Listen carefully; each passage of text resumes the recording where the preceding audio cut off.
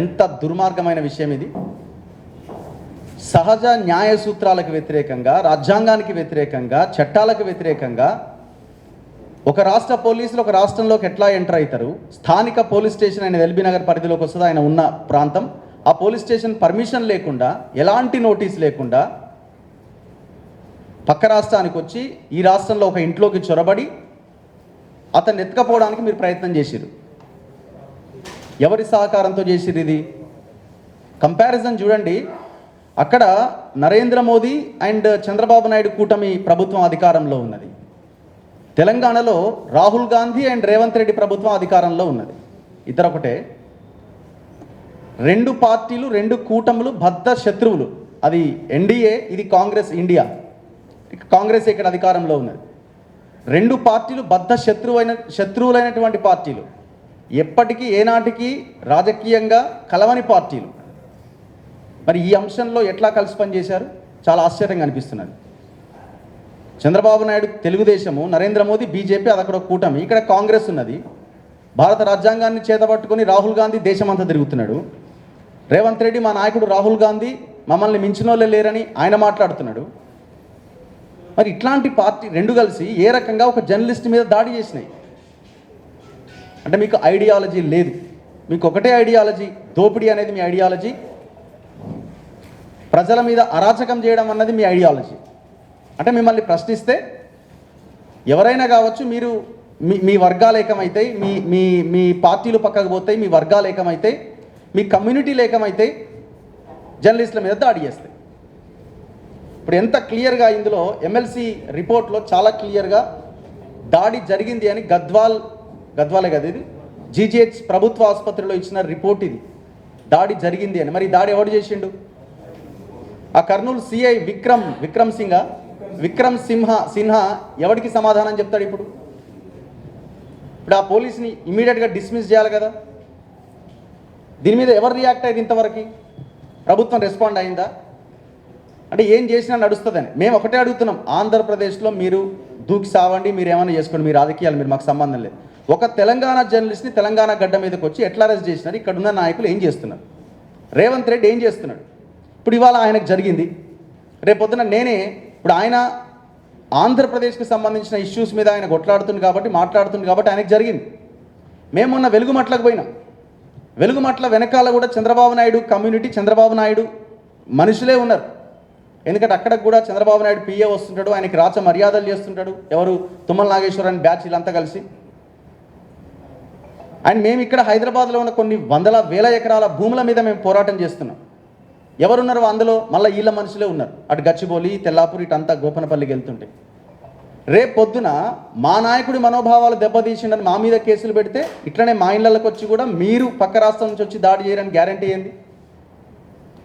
So ఇది ఒకటి జరిగింది, 2, 3, 4 కూడా అయ్యే అవకాశం ఉంది అన్న దాంట్లో భాగంగా ఈ రౌండ్ టేబుల్ మీటింగ్ పెట్టినాం.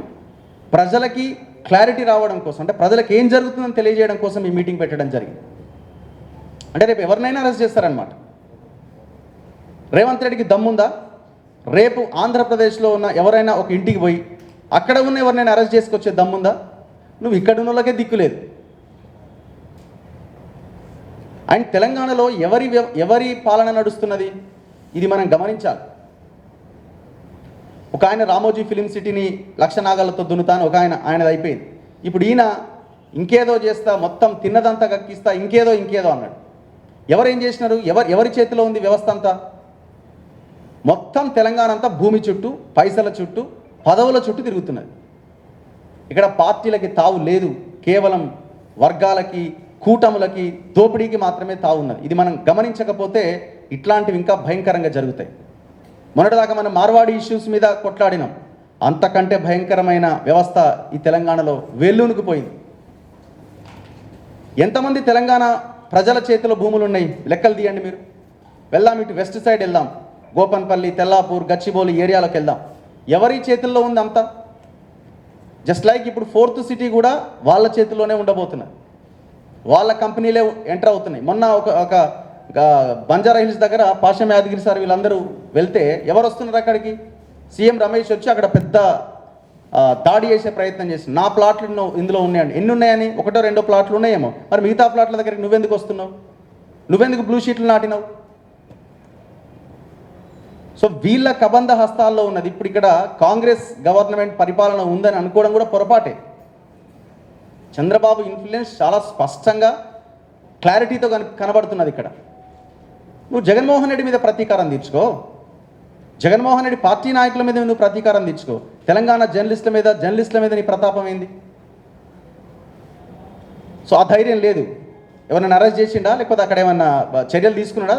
ఆ విషయంలో చాలా పెద్ద అవినీతి జరిగింది అన్నాడు కదా, చాలా పెద్ద దాడులు, హత్యలు, మర్డర్లు జరిగినాయి అన్నాడు కదా. ఏం తీసుకున్నారు? మేము అడిగేది ఒకటే, ఇవాళ ఆంధ్రప్రదేశ్ సమస్యల మీద మాట్లాడుతున్న ఒక తెలంగాణ జర్నలిస్ట్ని అరెస్ట్ చేసినప్పుడు మేము తెలంగాణలోనే ఉండి ఆంధ్రప్రదేశ్ వాళ్ళు ఇక్కడ మా మీద అరాచకం చేస్తుంటే దాని మీద మాట్లాడితే రేవంత్ రెడ్డి మమ్మల్ని కూడా ఆంధ్రప్రదేశ్కి పంపిస్తాడా? ఆన్సర్ చేయాలి. సో ఈ ఫైట్ కంటిన్యూ అవుతుంది. ఇట్లాంటి పోరాటాలు ఇంకా జరగాల్సిన అవసరం ఉంది. ఖచ్చితంగా సోషల్ మీడియా కానీ, మెయిన్ స్ట్రీమ్ మీడియా కానీ, ఇప్పుడు రకరకాలు ఉంటారు, ఒక్కొక్క ఛానల్ ఒక్కొక్కరికి అసోసియేట్ అయ్యి పనిచేస్తుండొచ్చు. ఇప్పుడు సిస్టమ్ అంతా అట్లే తయారైపోయింది కదా.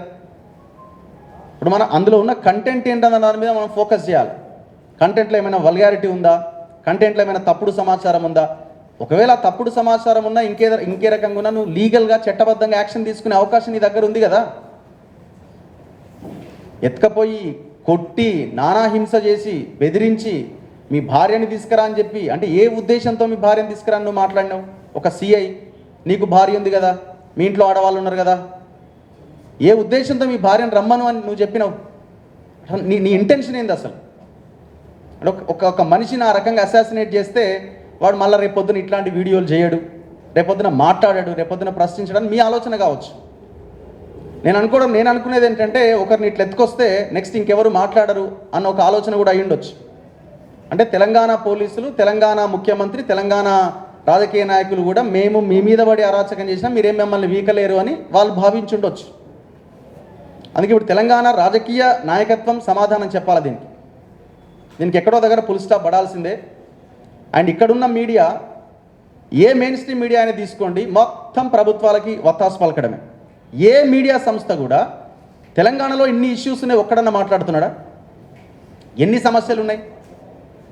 ఎవరు అధికారంలో ఉంటే వాళ్ళ ఆఫీసులు ఇక్కడ ఉన్నాయి కాబట్టి వాళ్ళ సంపాదన, వాళ్ళ దోపిడీ, వాళ్ళ వ్యవహారము, ఒకవేళ మాట్లాడితే మనకు యాడ్స్ రావేమో, ఇదేమో అదేమో అని వాళ్ళ వ్యవహారాలు చక్కబెట్టుకునే ప్రయత్నం చేసి దాన్ని వాడుకుంటున్నారు ఛానల్ని. మన రాజకీయ నాయకులకు సిగ్గు లేకుండా అదే ఛానళ్ళ వెంటబడి తిరుగుతున్నారు. జూబ్లీహిల్స్ హౌసింగ్ సొసైటీ కుంభకోణం, ఎంత పెద్ద కుంభకోణం అది! ఛానల్ యాజమాన్యాల మధ్య జరుగుతున్న గొడవ అది. 100 ఎకరాలు లేపేసిరు అక్కడ, 100 ఎకరాలు.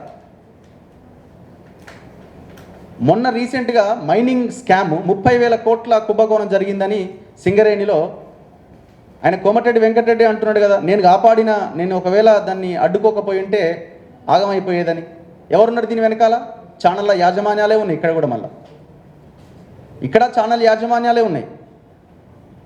ఒక ఛానల్ యాజమాన్యానికి సంబంధించిన వ్యక్తిగా టెండర్ పోయే అవకాశం ఉండి ఇంకొక ఆయన రెస్పాండ్ అయ్యి ఆయన ఒక స్టోరీ చేసిండు. ఇప్పుడు వాటాల కొట్లాట సెట్ అయింది, ఈయన మాట్లాడుతున్నాడు, ఆయన మాట్లాడుతున్నాడు, కథం. సో వీళ్ళని ఎక్స్పోజ్ చేయకపోతే తెలంగాణ అంధకారంలోకి కాదు కదా, మన భవిష్యత్తును మనమే ఊహించుకోలేం. ఖచ్చితంగా ఎక్స్పోజ్ చేయాల్సిందే, ఎక్స్పోజ్ చేస్తాం. మీరు ఏదో చేయాలి అనుకుంటే ఇక్కడ ఈ కుదరవు. ఇక్కడ మీరు ఏమన్నా ఉంటే ఆంధ్రప్రదేశ్లో మీ రాజకీయాలు మీరు చేసుకోండి, ఎవడు వద్దనట్లేదు, అందులో మేము వేలు పెట్టట్లేదు. తెలంగాణ జర్నలిస్టుల జోలికి, తెలంగాణ గడ్డ మీదికి రాకుండా ఉండడం చాలా బెటర్. భవిష్యత్తులో ఈ అంశాల మీద, మీ వర్గాల యొక్క ఆధిపత్యం మీద భవిష్యత్తులో మరిన్ని పోరాటాలు జరిగి తీరుతాయి ఖచ్చితంగా. ఈ అవకాశం ఇచ్చిన పెద్దలందరికీ ధన్యవాదాలు.